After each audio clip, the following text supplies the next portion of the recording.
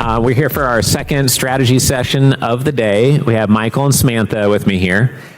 They spent over 28 years building one of the top 5 largest ATM networks. They're both founders, entrepreneurs, probably much like yourself. They grew it up to an 8-figure valuation, had their exit last year, went through the negotiation of that exit, the process of deciding, should we sell, should we not sell, et cetera. And now they're focused on investing their own wealth, reducing tax liabilities where possible, helping others achieve financial independence, and exploring how to do both passive investing while using their entrepreneurial driven brains, just like a lot of us here in the room. So I think a lot of you are going to connect with the comments they share here today. And would either of you like to add something for an introduction on who you are? You did a pretty good job there, Richard. I definitely want to thank you. In even thinking about what we did with our ATM company, I think about what you've done here with Family Office Club, and it's about getting the best of the best together and finding ways to work together, and that's what we did. I think that was a big key for us, as I've seen it for you as well. Sure. Great. And Michael? I think she covered it. We just like to partner with people that are doing a great job in their specific niche and see if we can help grow that by pouring a little gas on it. Sure. And I know it wasn't one of the planned questions, but I remember when we went golfing last year in a 97-degree nice weather in Scottsdale for 4 hours. You mentioned, Samantha, that one of the things that helped you guys grow faster is thinking differently about the ATM business. I think you structured your acquisition of deals differently, or you thought about it more of a wholesale and mass distribution model, if I remember right. Can you comment on that and just how that played into your success? Yeah, you have to remember we started in the ATM industry when it started. So as soon as it didn't have to be bank owned. So we actually watched the entire bell curve of the industry. But when we first started, everybody was really doing retail sales, even for people that wanted to own their own portfolio of ATM machines. So we were looking for a wholesale environment for ourselves and figured somebody else was probably looking for the same thing. And I really came up with, Mike and I were talking about, is this something we want to do? It was our side hustle. And I said, look, if we can come up with a program where we're not consistently renegotiating somebody else's portion, like they always know what they're going to make, and it's a win-win-win, win for us, win for the client, and win for the client's client, that's a company or an industry I could get behind. And I said, if we can do that, I'm in. If we can't do that, I'm out. And we always stayed true to that. Got it. Okay. Great. Thank you. And so, Michael, what made the difference in your mind being able to scale to 8 figures while many people in that business maybe failed to scale to 7 figures? What would you say was a difference maker? I think the difference maker for me was it was a brand new industry, and we wanted to serve everybody, as many people as we can. So the more people we served, and let me back up a second. If we serve our client, which is the ATM owner, and then serve the card holder, we will get served later. And I think in that business, continuing to serve others actually helped us grow a lot faster, where there were so many people that were always looking to be served rather than serving. Right. And Samantha, what else would you say you guys did besides thinking about it differently from a wholesale perspective, et cetera, that got you to the 8 figures? Oh, the actual purchase? Yeah, or like what led to you being able to scale to that level, which was different maybe? I think we looked at what other people might have considered our competitors in the industry. We looked at them as potential partners. So there were really ways, hey, why don't we all combine together? And we kind of created a buying group, and then we could go to somebody else and negotiate harder. And then it was everybody won. And we just always figured there was enough of the pie to go around.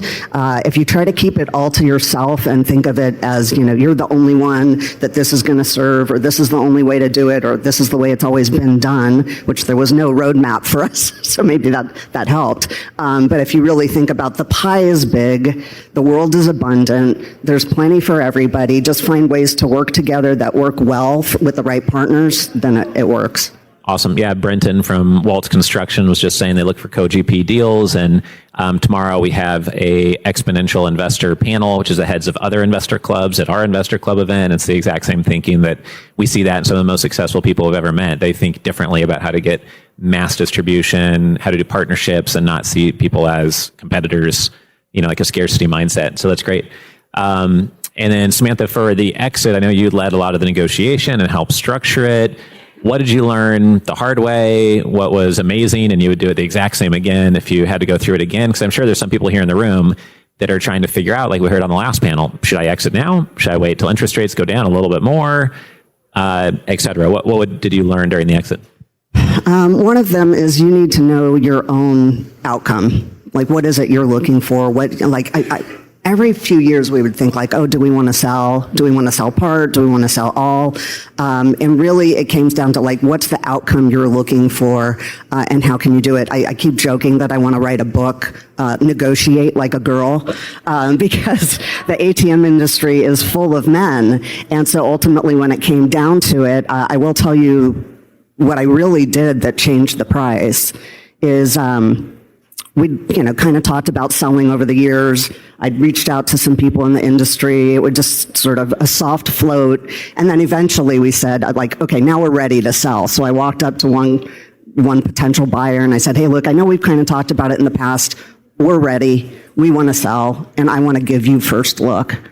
And the guy was like, thank you. That's totally awesome. I really appreciate it. That went a long way to, creating a good relationship. And then I walked over to the other guy and said the same thing. Right. And it took a while for everybody to kind of come to the table. So I was like, hey, how's that going? Where are we at with that? And, eventually, oh, well, here, and they're floating out low numbers. And I was like, yeah, well, you kind of waited. So, between then and now, I've floated it out to a couple other people, and then I kept them both in play. Right. And that was the huge strategy. If you have one buyer, you really don't have one. Maybe people would lie and say they had one if they didn't. That's not a game I wanted to play. I feel like that's bad karma. But keeping them both in play and knowing how to sell my company to each one of them when the outcome for each of them was different. Right, if they purchased me. There's a lot of different insights there. So one is to plant seeds early. So by the time you actually do want to sell, they already know you, trust you, hopefully like you, maybe have even started some light due diligence on who you are and seen you at some events, and you can follow up with them when you're in town. But then also, if you go to someone first, use that and tell them, hey, we're coming to you first. And when you go to the next person, say, hey, you're one of the first 2 people we're coming to out of 50 that we could have.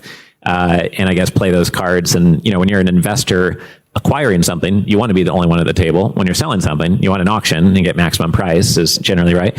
So, Michael, I've heard a saying that all of my wealthy friends sold too early. Basically like the only way you get wealthy is have some sort of exit, and you could always hold on to something longer. So for you, what made you confident that it was the time to sell? We had operated the business for over 25 years. We had 401ks, we had a cash benefit plan, we had a ton of money in savings, so we could actually retire just based on the money that we had put away over the years. So we figured at that point in time when we were going to sell, whatever we sold for would be icing on the cake. So for me, it actually, I sort of didn't want to sell at the time, but it actually ended up being the exact right time to sell. But I think what made it easier for me to swallow is we had already put enough money away in investments, and the investments were creating enough passive income to cover our lifestyle, so we didn't have to worry about what the company actually sold for. So that I think that even helped in the negotiations, is we just really didn't care. Right. Well, Ed, can I add to that?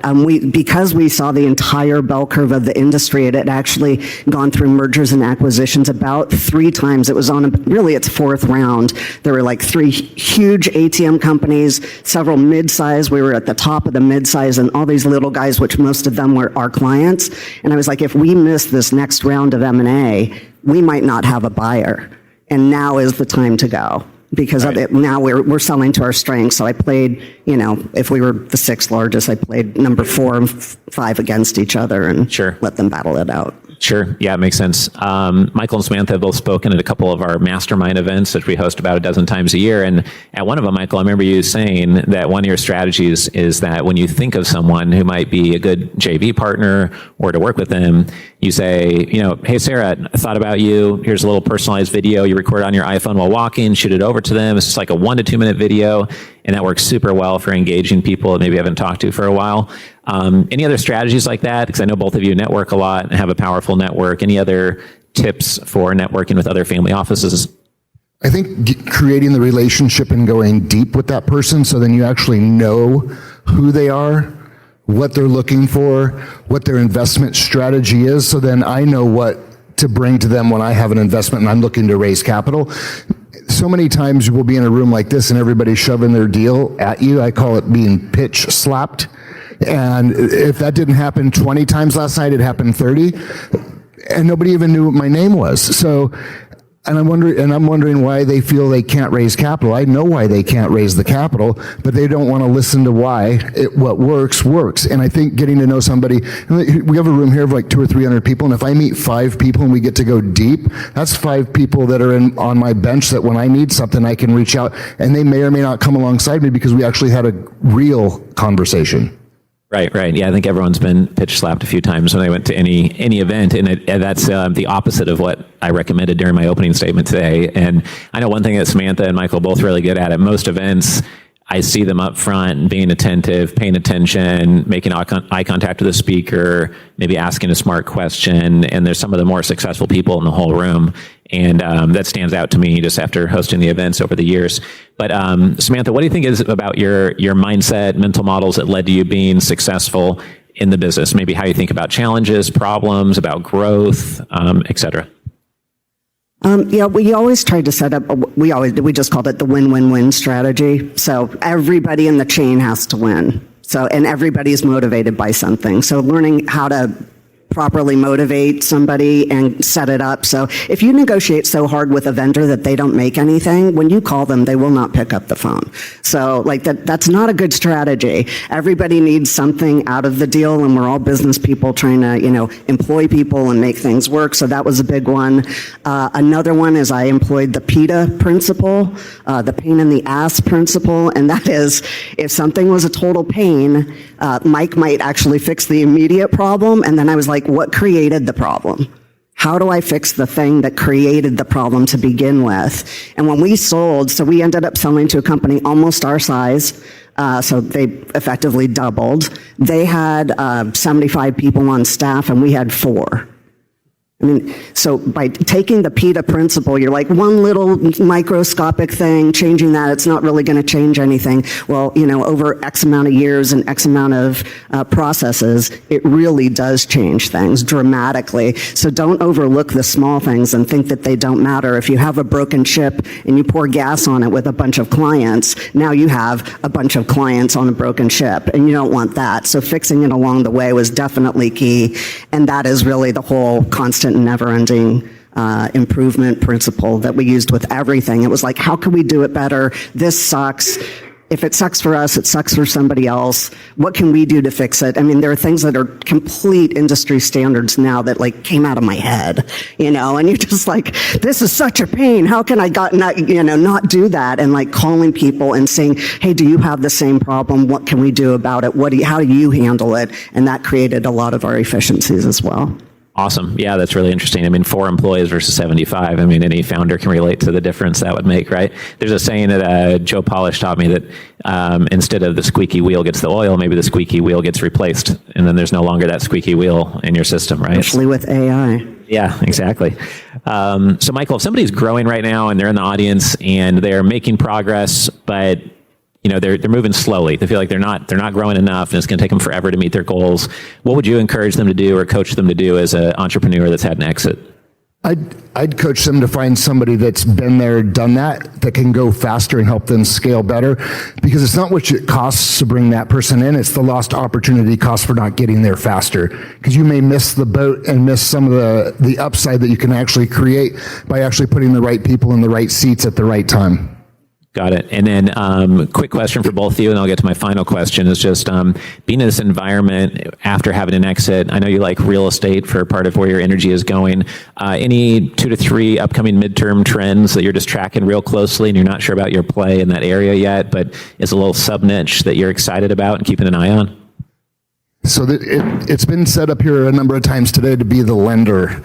And we've been lending money in the Arizona area for the last year and a half, and we're raising a fund around that right now to get more money out on the streets, because at the end of the day, people got into in my space, they got into the multifamily, they got into some of the triple net, and some of the cap rates have compressed, distributions have gone down. So now they're looking for cash flow. I actually did a talk about it a year ago at another event. Instead of who moved my cheese, it's who moved my capital, and where did the capital go? The capital went to cash flowing assets. So me being a cash guy raising capital, I had to figure out how to get my investors into cash flowing assets. Got it. Okay. And then for each of you, maybe starting with Samantha, what's a big insight we could leave the audience with today that'd be really powerful for investors to hear, or somebody on the founder capital raising side? Well, I think when it comes down to an exit, it goes back to knowing your outcome. So a lot of people ask, like, did we sell to a PE firm? No, we sold within the industry because I wanted to be done. And so getting out was the goal. And so keeping your eye on that, people will try to move you off your marker. The last part was make sure you get paid. So there are a lot of people that you'll sell your company, or you're supposed to stay on as a consultant, and then they fire you, or you don't get the next payment. So work it out so that you're getting paid. Right. The last comment's so important, because nowadays with PE agreements being so complex, someone might say, oh, well, we'll give you 11x, not 7x EBITDA, but half of that return is in stock in this third-party company that you may be held hostage to when they get recapped, or it may never happen. And it wasn't really 11x. You actually would have been much better off selling to someone in the industry, and then planting those seeds really early, like you said. If you're an investor, you should be planting seeds with CEOs like Samantha and Michael were 5-10 years before they want to exit, so they're comfortable with you as the buyer, and they come to you first because you're a strategic buyer, and then they'll trust your expertise, and you'll get a deal at a better valuation because they trust you, not the private equity firm with an army of lawyers and a 300-page legal agreement. My experience. Michael, any last insights from you? Understand what the person sitting across from the table from you actually needs. Like, you could actually sell an investment for tax purposes. You can sell an investment for cash flow. You can sell an investment for upside equity. But if you don't understand what the person on this other side of the table needs from you, they're not actually going to listen to what you have to say. And that goes back to, like, last night. Everybody's got a great deal. Everybody's trying to get somebody's money. And I'm not even looking for a deal, but clearly I had the sign on my forehead, pitch me your deal. And that's not what was going on. It'd be much nicer to get to know you, figure out who you are, what you're looking for, and then we can have another conversation later, because then you'll know what I want and I know what you want, and maybe we each have something each other needs. Right. Figure out exactly what the other person wants. I know that Sam Zell had a famous story in his book called Am I Being Too Subtle, where he was trying to buy a whole block of real estate, and one lady was holding out as an 85-year-old who would not sell her house. Nobody could get it done, and Sam Zell said, I'm going to go there on my Harley and get it done myself. He went there, knocked on the door, had a cup of tea, and the lady said, well, my dog is buried in the backyard. That's why I won't sell. So they exhumed the dog, bought her a new house, moved the dog, buried it in the new backyard, and got the deal done just by listening, getting to know her, and having a cup of tea versus just making offers that were higher and higher. So it's related to that comment. Yeah, awesome. Well, if anyone wants to connect with Michael and Samantha, I think you're going to be here the rest of the evening and during the cocktail hours. After this, we're rolling forward with some more content. So Charlie's going to welcome up the next speaker, but let's give him a round of applause. Thank you. Thank you.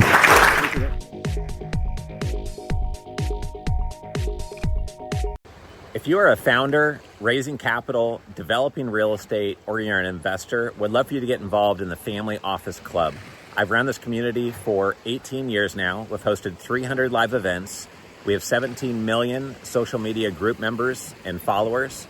We have the #1 YouTube channel on family offices. We have the #1 most popular podcast on family offices. You can learn more about us and our membership options at familyoffices.com. We have 30 in-person events planned in 2026 and another dozen events this year. Please go to familyoffices.com to learn more.